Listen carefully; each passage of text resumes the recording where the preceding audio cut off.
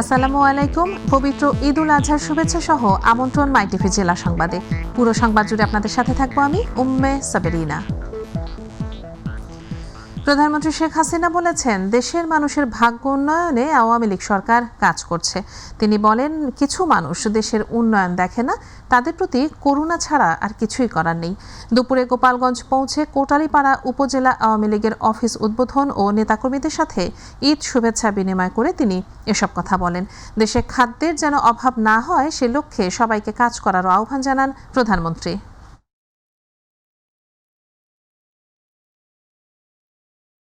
ক্ষুধা দারিদ্র্যমুক্ত উন্নত বাংলাদেশ গড়া, এটা আমার লক্ষ্য। আজকে হতদরিদ্র মাত্র 5%, সেটাও যেন না থাকে তার ব্যবস্থা আমরা নিচ্ছি। একটা হতদরিদ্র বলে কেউ থাকবে না, প্রত্যেকেরই একটু ঘর জমি, একটু জীবন জীবিকার ব্যবস্থা ইনশাআল্লাহ আমরা করতে পারবো। আওয়ামী লীগের যুগ্ম সাধারণ সম্পাদক এবং তথ্য সম্প্রচার মন্ত্রী ডক্টর হাসান মাহমুদ বলেছেন, বিএনপি যে উন্নয়ন অগ্রগতির বিরোধী তার প্রমাণ হচ্ছে ব্রেক্স জোটের বিরোধিতা করা। তিনি আজ সকালে চট্টগ্রামে দেওয়ানজি পুকুর পাড়স্থ নিজ বাসভবনে সাংবাদিকদের সাথে সমসাময়িক বিষয়ে মত বিনিময়কালে একথা বলেন। এ সময় সাংবাদিকদের প্রশ্নের জবাবে তথ্য সম্প্রচার মন্ত্রী বলেন, বিএনপি পূর্বের মতো বর্তমানেও সন্ত্রাসী কর্মকাণ্ডের মধ্যেই রয়েছে। মির্জা ফখরুল ইসলাম আলমগীর সাহেবরা যে উন্নয়ন বিরোধী, সেটিরই প্রমাণ হচ্ছে মির্জা ফখরুল ইসলাম আলমগীর সাহেব বলেছেন যে ব্রিক্সে যোগদান সুবিধাবাদী পদক্ষেপ। তার মানে ওনারা যে বাংলাদেশের উন্নয়ন অগ্রগতির বিরোধী, এই কথার মাধ্যমে তিনি সেটি আবার প্রমাণ করেছেন, যেটি অত্যন্ত নিন্দনীয়। সংবিধান অনুযায়ী আগামী জাতীয় সংসদ নির্বাচন অনুষ্ঠিত হবে বলে আশা প্রকাশ করেন বাংলাদেশের জাতীয় সংসদের ডেপুটি স্পিকার শামসুল হক টুকু। সকালে মেহেরপুরের গাংনী উপজেলার সাহেবনগর বহুমুখী মাধ্যমিক বিদ্যালয়ের 50 বছর পূর্তি উপলক্ষে সুবর্ণ জয়ন্তী অনুষ্ঠানে তিনি একথা বলেন। অনুষ্ঠানে আরও উপস্থিত ছিলেন মেহেরপুর 1 আসনের সংসদ সদস্য ও জনপ্রশাসন মন্ত্রণালয়ের প্রতিমন্ত্রী অধ্যাপক ফরহাদ হোসেন দুদুল সহ আরও অনেকে। নির্বাচন কমিশন স্বাধীনভাবে তার দায়িত্ব পালন করবে। আর এক্ষেত্রে কোনো রাজনৈতিক দলের নির্বাচন বয়কট করা বা নির্বাচন থেকে দূরে সরে থাকার কোনো সুযোগ নেই। বাণিজ্যমন্ত্রী টিপু মুনশি বলেছেন, দ্রব্যমূল্যের ঊর্ধ্বগতির সঙ্গে জড়িত সিন্ডিকেট ভাঙার চেষ্টা চলছে। তবে এই সিন্ডিকেট একদিনে গড়ে ওঠেনি, সরকার তা ভাঙার চেষ্টা করছে। খুলনা নগরী শহীদ শেখ আবু নাসের বিশেষায়িত হাসপাতালে এক অনুষ্ঠানে তিনি একথা বলেন। অনুষ্ঠানে খুলনা সিটি কর্পোরেশনের নবনির্বাচিত মেয়র তালুকদার আব্দুল খালেক, রোটারি ক্লাবের ডিস্ট্রিক্ট গভর্নর মোহাম্মদ আশরাফুজ্জামান নান্নু সহ রোটারি ক্লাবের অন্যান্য সদস্যরা উপস্থিত ছিলেন। আমরা চেষ্টা করছি যেন কোনো সিন্ডিকেট কাজ না করে। তারপরেও তো অনেক বছরের এস্টাবলিশ, যার ফলে সেটাকে সময় লাগছে, কিন্তু আমরা চেষ্টা করছি সরকারিভাবে। আপনারা জানেন 1 কোটি পরিবারকে আমরা সাশ্রয়ী দামে খাবার, যাতে করে তাদের কষ্ট না হয়। তো সরকার সর্বোচ্চ চেষ্টা করছে মানুষকে সাহায্য করার জন্য। দিনাজপুরের ফুলবাড়িতে 2টি পণ্যবাহী মিনি ট্রাকের মুখোমুখি সংঘর্ষে 1 জন নিহত ও 2 জন আহত হয়েছে।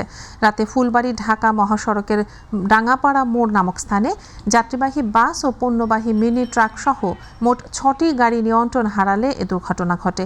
ফায়ার সার্ভিস জানায়, নিহত ও আহতদের উদ্ধার করা হয়েছে।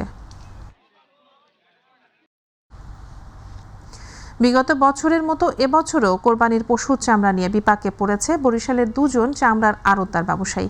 চামড়ার আড়ত মালিক জানান, 70 কেজি লবণের বস্তা 700 টাকা থাকলেও বর্তমানে সেই বস্তা 1400 টাকায় ক্রয় করতে হয়। এরপরে প্রসেসিং, লেবার কস্ট, পরিবহন শেষে ঢাকার হেমায়েতপুরে পাঠাতে প্রতিটি চামড়া 1000 থেকে 1200 টাকা খরচ এসে দাঁড়ায়। এরপরে আড়তদারদের মাধ্যমে ট্যানারি মালিকদের কাছে পৌঁছালেও বিগত দিনের মতো চালান উঠবে কিনা এ নিয়ে সংশয় বরিশালের চামড়া 2 আড়তদারের। মাল কিনছি 700, 800, 900, লবণের পার পিস খরচ আছে 400। আমরা আদৌ ঢাকা এই টাকা বিক্রি করতে পারবো কিনা এটা নিয়ে সংশয় আছি। এই বরিশালে 8-10 জন ব্যবসায়ী ছিল, এখন খালি 2 জন আছে। বিভিন্ন ডিস্ট্রিক্ট থেকে সব মাল ঢাকায় আসে। এই হেমায়েতপুর ট্যানারি হওয়ার কারণে বিভিন্ন দেশের চামড়ার ব্যবসা কমে গেছে। ঈদুল আজহার তৃতীয় দিনে কক্সবাজারে পর্যটকের ভিড় দেখা গেছে। ঈদের ছুটিতে হোটেল কক্ষ বুকিং দেয়া পর্যটক ও নতুন করে বেশ কিছু পর্যটকের আগমনে সমুদ্র সৈকত মুখরিত। দুপুর থেকে সমুদ্র সৈকতে কলাতলী, সুগন্ধা, সিগ্যাল ও লাবণী পয়েন্টে পর্যটকের প্রচুর ভিড় লক্ষ্য করা যায়। সাঁতার কাটা থেকে শুরু করে সাগরের সঙ্গে তাদের গভীর মিতালি পরিলক্ষিত হয়। এছাড়াও বিচ, বাইক, ঘোড়া ও জেটস্কি ড্রাইভার এবং পর্যটকদের রাইড করতে ব্যস্ত সময় পার করতে দেখা গেছে।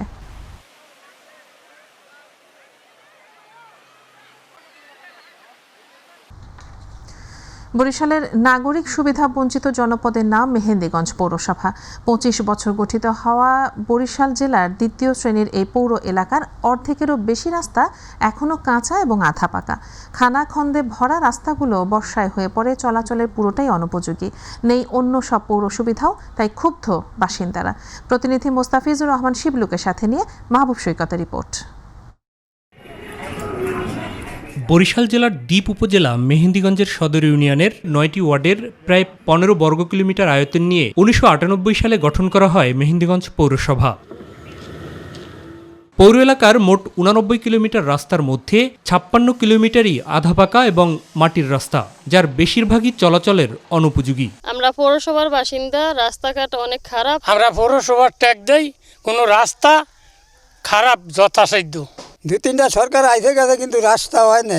অন্যদিকে যে 33 কিলোমিটার পাকা রাস্তা রয়েছে তার বেশিরভাগও খানাখন্দকে ভরা। রাস্তার ভাঙার থেকে রোগী নিতে অনেক কষ্ট, গাড়ি চালাইতে অনেক কষ্ট হয়, কিন্তু অনেকদিন পর্যন্ত কোনো কাজকর্ম কিছুই হইতেছে না। চারিদিকে খাল দিয়ে ঘেরা হলেও জলবদ্ধতা নিত্য নৈমিত্তিক ব্যাপার। মশার উপদ্রবে অতিষ্ঠ বাসিন্দারা। প্রচুর মশা, আজ পর্যন্ত আমি দেখিনি আমাদের এই এলাকায় কোনো মশার ওষুধ ছিটাইছে। মশার ওষুধ ছিটাইতে কোনোদিন দেখি নাই। কাগজে কলমে 25 কিলোমিটার পাইপলাইন উল্লেখ থাকলেও পানি সরবরাহ নেই বলে রয়েছে অভিযোগ। কিন্তু আমরা বিল দেই, কিন্তু আমরা পানির সাপ্লাই পাই নাই। পৌরসভার আমরা ট্যাক্স দেই, যদিও পানির লাইন এখন আমরা পাই নাই। এই পৌরসভার মধ্যেই উপজেলা সদর এবং ঐতিহ্যবাহী পাতারহাট বন্দর হলেও পাকা ড্রেন রয়েছে মাত্র 3 কিলোমিটার, আর ডাস্টবিন সংখ্যা মাত্র 10টি।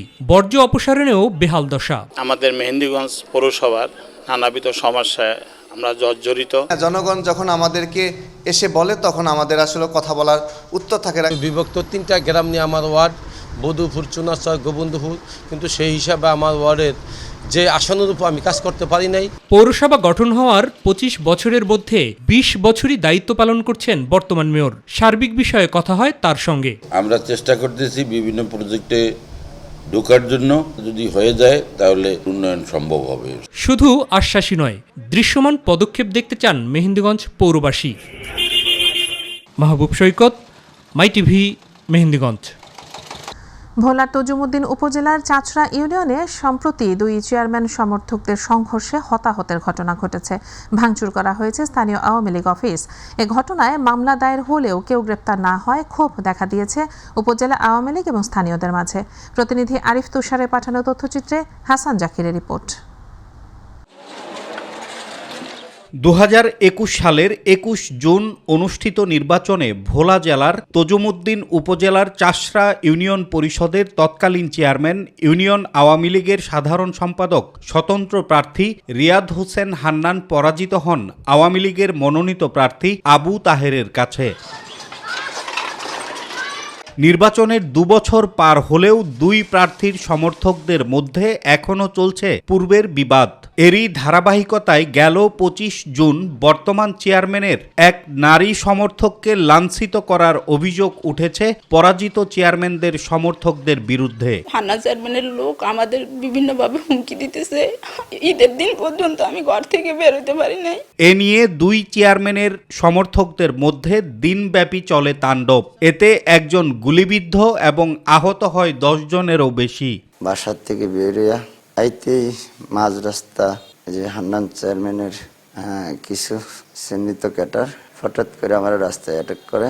এই ঘটনায় মামলা হলেও আসামিদের এখনো গ্রেপ্তার করতে না পারায় ক্ষোভ জানিয়েছেন আহত এবং স্থানীয়রা। আমারও অহেতুকভাবে আমারে মারধর করছে, পর্যাপ্ত পরিমাণ মারছে। আমরা 2001 সালে নিজে যেত, বারবার নিজে যেত। এখন আমরা হান্নান চেয়ারম্যান ভোট করে নেবে দেয়, আমার বাইরে অত্যাচার অনেক অত্যাচার চালাইতেছে। 25 তারিখ গণ্ডগোলের সময় ফিরোজ মেম্বরের উপরে গুলি করছে, সেগুলি তার লগে থাকা নাজিমের গায়ে লাগে। সাবেক চেয়ারম্যান রিয়াদ হোসেন হান্নানকে দল থেকে আগেই বহিষ্কার করা হয়েছে জানিয়ে ঘটনার জন্য তাকে দায়ী করেছেন উপজেলা আওয়ামী লীগ। দলে যোগ দেওয়ার পর সে বহু বিশৃঙ্খলার সৃষ্টি করেছে, যার জন্য আমরা তাকে দল থেকে বহিষ্কার করেছি। যদিও অভিযোগ স্বীকার করেননি সাবেক চেয়ারম্যান রিয়াদ হোসেন হান্নান। এটা সম্পূর্ণ মিথ্যা এবং এই জাতীয় কোনো ঘটনাই ঘটে নাই। আমি এইমাত্র শুনলাম যে এরকম একটা ঘটনা ঘটেছে। এদিকে সকল আসামিকে গ্রেপ্তারের জন্য অভিযান চলছে বলে জানান থানার ভারপ্রাপ্ত কর্মকর্তা। যে 3টে মামলা রুজু হয়েছে, 3টে মামলায় আমরা 6 জন আসামি গ্রেপ্তার করতে সক্ষম হয়েছে এবং এই মামলার যারা প্রধান আসামি তাদের সহ অন্যান্য আসামিদের গ্রেপ্তার জন্য আমরা তৎপর আছি। ঘটনার আগে থেকেই স্থানীয় সংসদ সদস্য হজ ব্রত পালনে সৌদি আরবে থাকায় এ বিষয়ে তার সাথে কথা বলা সম্ভব হয়নি। Hasan Zakir, my TV, national desk. Patuakhali Rangamali উপজেলায় চলো বিশ্ববিদ্যালয়ে যাই স্লোগানকে সামনে রেখে মাধ্যমিক ও উচ্চ মাধ্যমিক পর্যায়ের শিক্ষার্থীদের মোটিভেশনাল সেশন ও কুইজ প্রতিযোগিতা অনুষ্ঠিত হয়েছে। এতে প্রধান অতিথি হিসেবে উপস্থিত ছিলেন ভারপ্রাপ্ত উপজেলা নির্বাহী অফিসার মোহাম্মদ সালেক মুহিদ। ব্রাহ্মণবাড়িয়া শিশু নাট্যমের ৩৭তম প্রতিষ্ঠাবার্ষিকী উপলক্ষে সাধারণ সভা ও পুনর্মিলনী অনুষ্ঠান ২০২৩ অনুষ্ঠিত হয়েছে।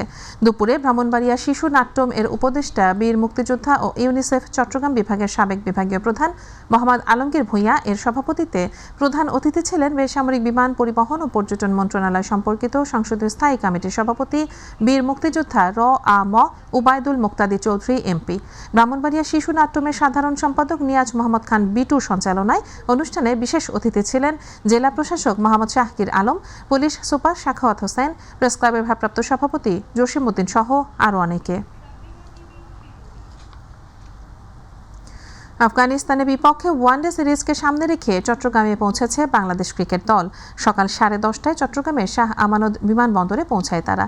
সেখানে পৌঁছে বাংলাদেশ দল এখন অবস্থান করছে হোটেলে। এদিন একসঙ্গে চট্টগ্রামে গেছেন মোট 13 ক্রিকেটার, তবে ছিলেন না ওয়ানডে অধিনায়ক তামিম ইকবাল। বাঁহাতি এ ওপেনার আগেই অবস্থান করছিলেন চট্টগ্রামে। অবশ্য দলের সঙ্গে একই বহরে গিয়েছেন আরেক অভিজ্ঞ ক্রিকেটার সাকিব আল হাসান। আগামী 5 জুলাই জহুর আহমেদ চৌধুরী স্টেডিয়ামে সিরিজের প্রথম ওয়ানডে ম্যাচ দিয়ে শুরু হবে সাদা বলের মাঠের লড়াই। দর্শক, জেলা সংবাদ এ পর্যন্তই। সন্ধ্যা 7:30 পরে সংবাদ নিয়ে হাজির হব আমি উম্মে সাবেরিনা। সে পর্যন্ত মাই টিভির সাথেই থাকুন। আল্লাহ হাফেজ।